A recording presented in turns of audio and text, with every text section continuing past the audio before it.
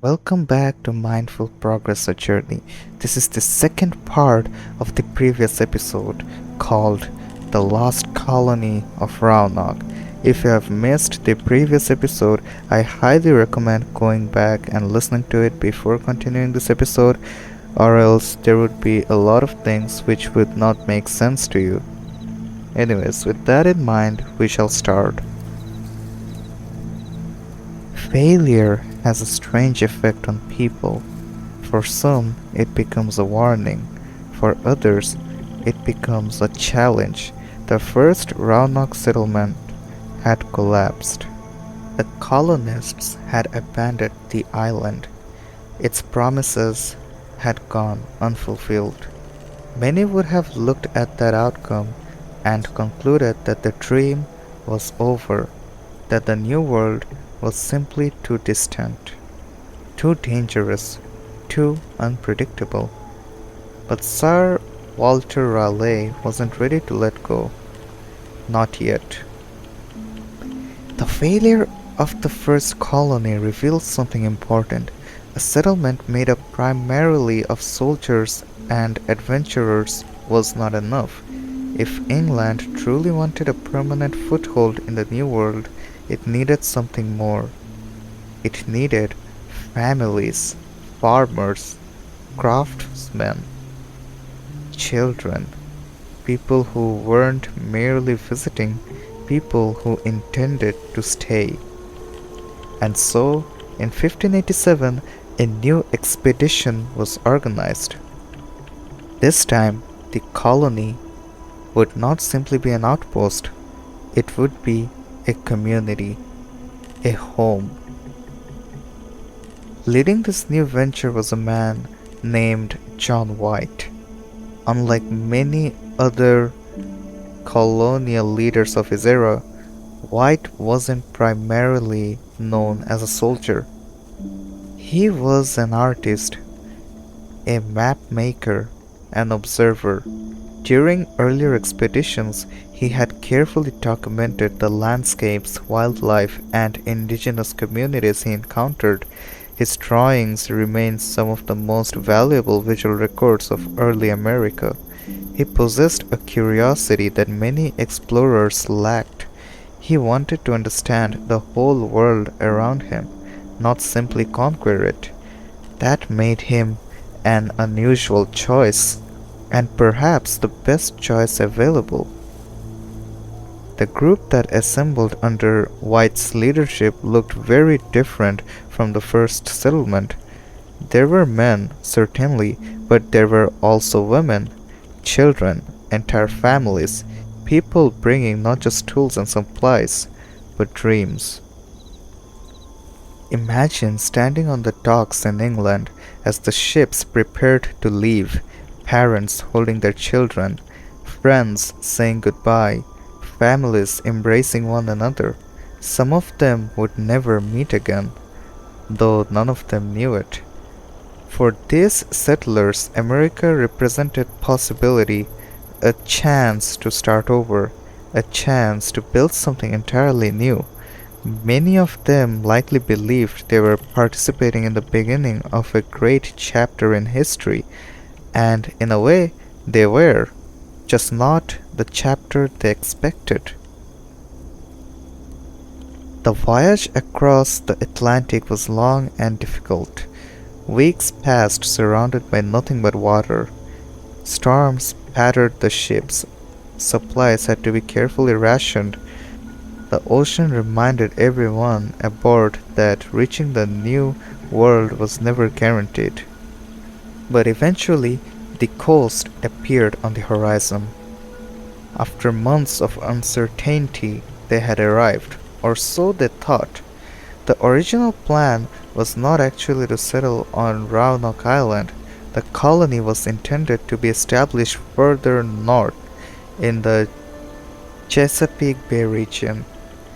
English leaders believed the area would provide a stronger foundation for permanent settlement, better resources, better protection, better opportunities, but circumstances intervened. And like so many moments in this story, a seemingly small decision would have enormous consequences. The expedition's navigator insisted on landing the settlers at Roanoke, whether due to impatience, logistics, or personal motivations remains debated. What matters is the outcome. The colonists found themselves back on the same island where the first settlement had failed. The same island where tensions had previously erupted, the same island where England's first colonial experiment had collapsed. History was giving Roanoke another chance, but perhaps Roanoke had already made up its mind. When the settlers arrived, they expected to find the small detachment of men left behind after the first colonists' abandonment. Instead, they found bones, human remains, evidence that the men left to guard England's claim had been killed. No welcoming party, no established community, no reassurance, only a grim reminder that survival in this place was never guaranteed. It's difficult to imagine that the colonists must have felt in that moment. They had crossed an ocean, left behind everything familiar, committed themselves to building a new life, and their first glimpse of their future was a warning from the past. Yet, despite the ominous beginning, they stayed, because what other choice did they have? Slowly, the settlement began to take shape. Homes were constructed, supplies were organized, fields were prepared, the rhythms of daily life emerged. Children played, meals were cooked, work was done. The colony began to resemble what it had always hoped to become, a real community, not just a military outpost, not just an experiment, a place where people lived. Among those settlers was a young woman named Eleanor Dare. She had traveled to the New World alongside her husband Ananias Dare, and on August 18, 1587, she gave birth. The child was named Virginia Dare. Virginia became the first English child born in the Americas. Today, her name is remembered in history books, but at the time she was simply a baby, a symbol of hope, a sign that the colony might actually endure. Think about what her birth represented: a future, a next generation. Proof that the settlers weren't merely surviving, they were beginning to belong. For a brief moment, everything seemed possible. The hardships remained, the dangers remained, but hope remained too. And hope can be a powerful thing, especially in unfamiliar lands, especially among people trying to build a future from nothing. Unfortunately, hope alone cannot solve every problem. The colony still faced serious challenges. Food supplies were limited, relations with nearby indigenous groups remained fragile, and perhaps most importantly, the settlers desperately needed support from England. More supplies, more resources, more people. Without them, survival would become increasingly difficult. The colonists looked to their governor, John White, and together they reached a difficult conclusion. White would have to return to England. Imagine being asked to make that decision, to leave your family behind, to leave your daughter, your granddaughter, to leave an entire colony depending on your return. White understood the risks. The Atlantic was dangerous. Travel could take months. There was no guarantee he would return quickly. But the colony needed help, and so he agreed. Before departing, White and the colonists had a plan. If the settlement needed to relocate before his return, they would leave a message, a clue, a destination carved into wood. And if they were forced to leave under attack, they would carve a Maltese cross alongside the message. It was a simple system. But in a world without instant communication, It might save lives. White believed he would return soon. The colonists believed they would see him again.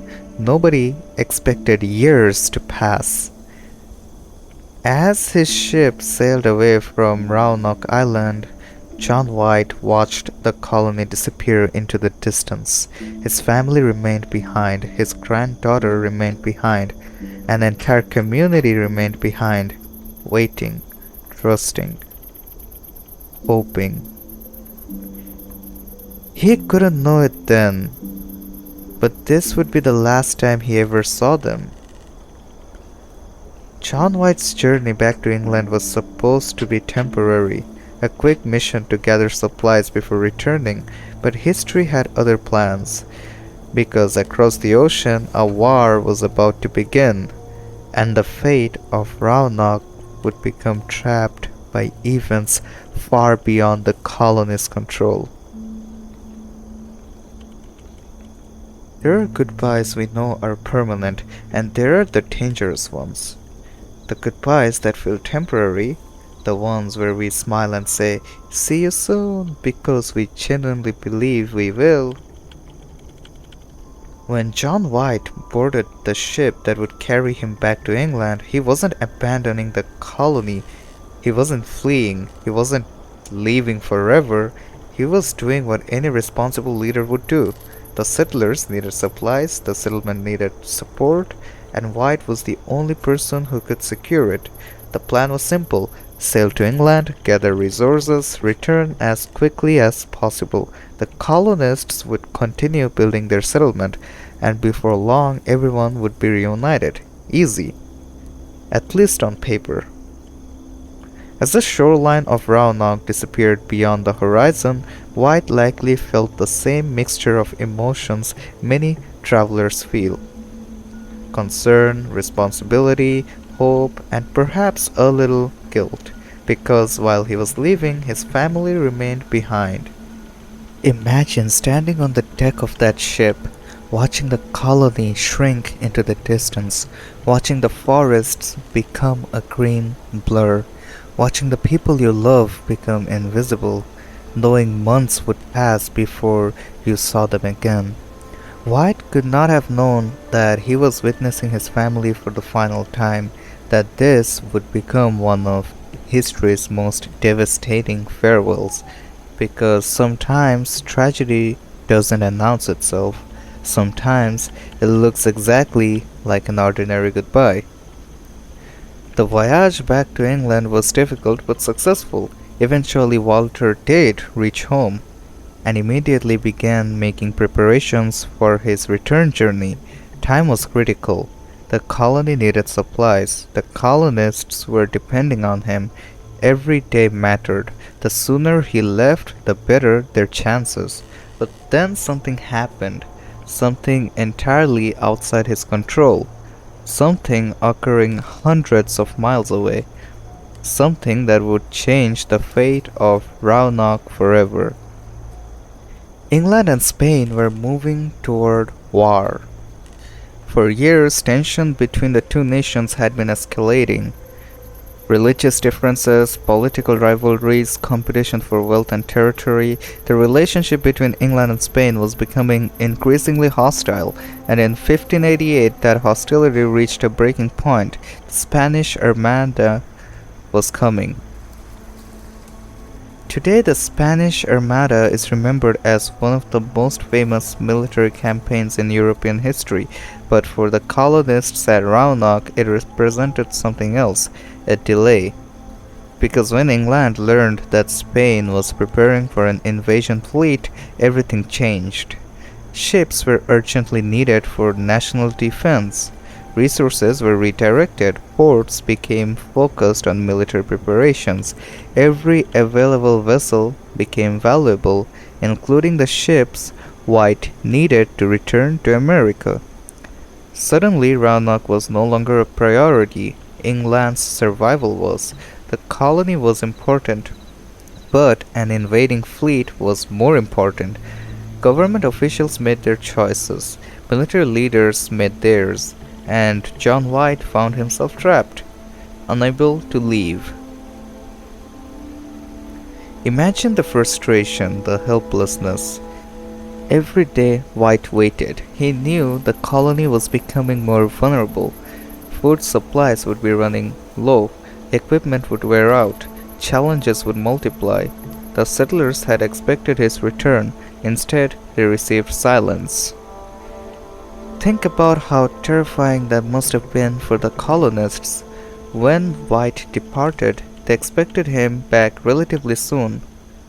Then weeks passed, no ships, no supplies, no messages, still they waited.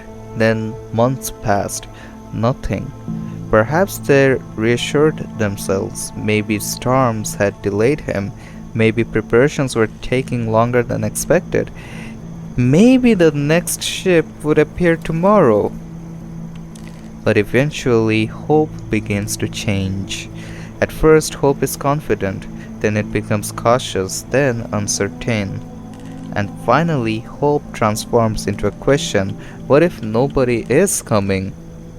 Meanwhile, in England, White was fighting a different battle, not against an enemy, against time. He repeatedly sought permission to return, repeatedly attempted to secure transportation, repeatedly pushed for assistance, but events continued working against him. The war consumed England's attention.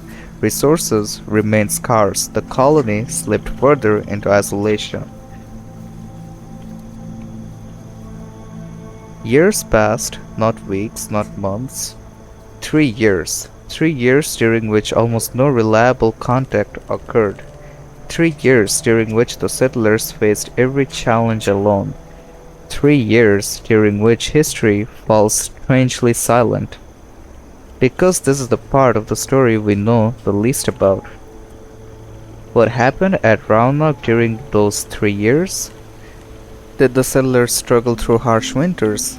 Did they successfully grow crops? Did they relocate? Or did they form alliances? We don't know. No journals survive. No letters survive. For 3 years, the colony exists behind a curtain. And when that curtain finally opens again, everything has changed. At last, in 1590, White secured passage back to Roanoke. The delay that had haunted him for years was finally ending. Their journey could begin, the colony could be resupplied, families could be reunited. After 3 years, White would finally see his family again. He would finally meet his granddaughter, now a young child. The nightmare of waiting was almost over. As his ship crossed the Atlantic once more, White likely spent countless hours imagining the reunion. Perhaps he pictured Virginia running through the settlement. Perhaps he imagined new homes, growing fields, a thriving community. Maybe he rehearsed the conversation he would have. Maybe he wondered how much everyone had changed. Maybe he counted the days until he arrived. But the ocean has a cruel sense of timing, because while White was imagining a reunion, history was preparing a mystery, one that would survive for centuries. What happened to the lost colony? In the next chapter of our story, John White finally returns to Roanoke, but instead of finding a struggling colony, he finds something far more unsettling: an empty settlement. No bodies, no signs of battle, and a single word carved into wood. And this, my friends, brings me to the end of part 2 for this episode. I know this episode was a little shorter than what everybody would be anticipating, but time was short and so this had to make do. But I'll be back again next month with part 3 for this Roanoke thingy, the story. Another announcement I would like to make is Ghost of Tsushima has been completed in stream, and I would be making the stream highlights when I get the time. I know summer was supposed to be free for me, but it really hasn't been. I don't know how I ended up in a situation like this. I'm constantly working and everything, so I barely get any free time anymore, and the rest of summer will be like that. So, yes, the stream highlights will take some time, but considering that the stream was 7 hours long, it is to be expected. So, yes, I will see you next month. Till then, stay safe and stay curious. Goodbye to everyone. This was your host, Tardim Brox, from Mindful Progress, A Journey.